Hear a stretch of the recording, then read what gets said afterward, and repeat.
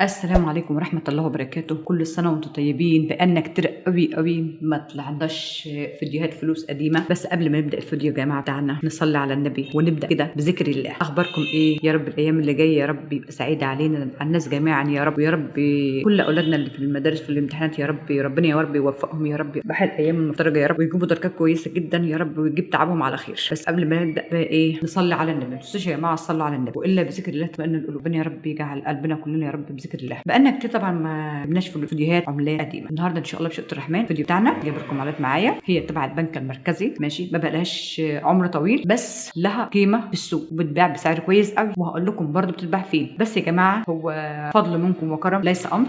تكملوا معايا الفيديو للاخر، وممكن يبقى حاجه في اخر الفيديو تستفاد منها. وما تنسوش يا جماعه الاشتراك واللايك، ويا رب اي حد عنده قناه ربنا يا رب يوفقه، او في اي مشروع ربنا يوفقه. انا يا جماعه قربت اتم الامر، محتاجه مساعدتكم كتير قوي. اي حد اتفرج على الفيديو ما تنسوش يا جماعه الاشتراك واللايك، ويا رب يوفق اي حد في اي شغلانه، في اي حد بيعمل مشروع، او اي حد معاه قناه. الفيديو النهارده بيتكلم، العملات بتتكلم النهارده عن ايه؟ عن عمله ال 25 قرش. هي تبع البنك المركزي مش البنك الاهلي، بس تتباع في السوق بسعر كويس قوي. تعالوا اوريكم العمله اللي معانا بنتكلم عنها، وفي نفس الوقت هقول لكم في اخر الفيديو تروحوا تبيعوها فين. ما تنسوش يا جماعه الاشتراك وتكملوا الفيديو للاخر، وهقول لكم دي سنه كام. العمله بتاعنا النهارده بتتكلم عن 25 قرش، اللي هو اللون ده يا جماعه، الربع جنيه ده 25 قرش. البنك المركزي المصري اللي هو الربع جنيه الازرق، اللي معاه الربع جنيه ده ما يفرش فيه بسهوله، بيجيب سعر كويس جدا. وفي نفس الوقت تعالوا شوفوا الربع جنيه ده سنه كام. الربع جنيه الازرق ده يوم 22 ابريل 1963. ده العمله دي من 63، يعني ما بلاش برده مده عمر طويل. بس في نفس الوقت اللي معاه الربع جنيه ده بيجيب سعر كويس جدا ماشي. واحنا في ايام يعني اللي معاه عملات وبيحب يبيعها لها سعر ما يفرش فيها او يحتفظ بيها. العملات دي كويسه جدا. تعالى نشوف الوش ده، الوش بتاعه. بس اهم شيء يا جماعه زي ما قلت قبل كده في الفيديوهات بتاعتي،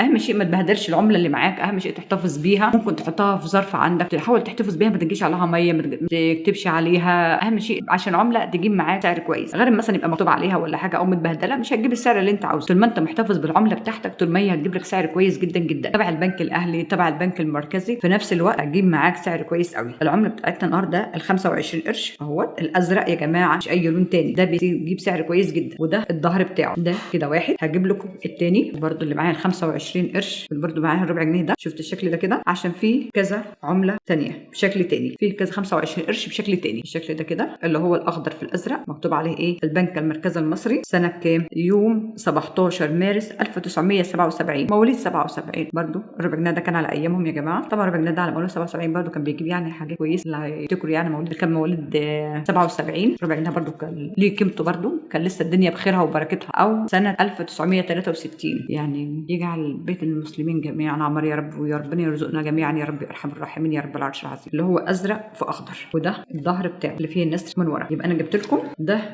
جبت شكل ال 25 قرش، جبت شكل الربع جنيه الازرق خالص، شفت الرسم بتاعته. وجبت لكم شكل الربع جنيه علمك ده رسمه وده رسمه خالص، ده حاجه وده حاجه. بص كده، ده حاجه وده حاجه خالص فقط، مفيش اي حاجه تقربها من بعض. التصميم غير التصميم خالص، ده حاجه وده حاجه. عجبكم يا جماعه الفيديو ما تنسوش الاشتراك واللايك، وشكرا على اي حد بيتابعني او اي حد بيستنى الفيديوهات بتاعتي، شكرا ليه. وان شاء الله يا رب يجعلني عند حسن ظنكم. وهقول لكم دلوقتي هتروحوا تبيعوا العملات دي فين. اول حاجه في سوق اسمه سوق الجمعه في السيده زينب، في ناس كتيره جدا هناك بتشتري العملات. طبعا لو عندك عملات بتلمها كلها وتروح تبيعها، او تاخد من جزء منها وتروح ايه تشوف الدنيا ايه وتشوف الاسعار ايه، وحاول تفاصل معاه عشان هو هيجيب لك طبعا من تحت، ومش هيديك تمن قيمه العمله بتاعتك زي ما انت عاوز. بس انت حاول تفاصل معاه وتروح لواحد واثنين وثلاثه لحد ما تجيب السعر اللي انت عاوزه. اللي عنده عملات يا جماعه، العملات دي يعني اغلى من الفلوس بتاعتنا النهارده. يعني انت لو معاك حاجه مثلا هتجيب معاك، حد يقول لك مثلا ب 100 جنيه، اعرف اللي هي هتجيب معاك 400 500 جنيه. حاول تجيب اخر ما عنده عشان تقدر العمله اللي معاك ما تفرش فيها، عشان كل ما بتقعد في السنين بتقدم معاك. تقول هي العمله بتاعتنا بتزيد. او انت عندك على الفيس، ممكن تشتريها عندك على الفيس وتقول انا عاوزه ابيع العمله دي. في ناس هتخش لك على الفيس تقول لك انت عاوز تبيعها بكام، قول لها انا عاوزه ابيعها بكذا. هتلاقي اللي فاصل معاك، وفتره ممكن لحد يجي لك ربنا يبارك لك بحد كويس. عشان في ناس بتغوى العملات دي بالذات، العملات القديمه. في ناس بتحب العملات القديمه جدا، وفي ناس زي ما ناس بتحب الانتيكات. يا رب لو عجبكم الفيديو يا جماعه ما تنسوش الاشتراك واللايك، ويا رب كل اللي قدمه لكم يبقى جديد، ويا رب يبقى فيه خير ونفع لاي حد بيتفرج على الفيديوهات. ما تنسوش يا جماعه اللايك والاشتراك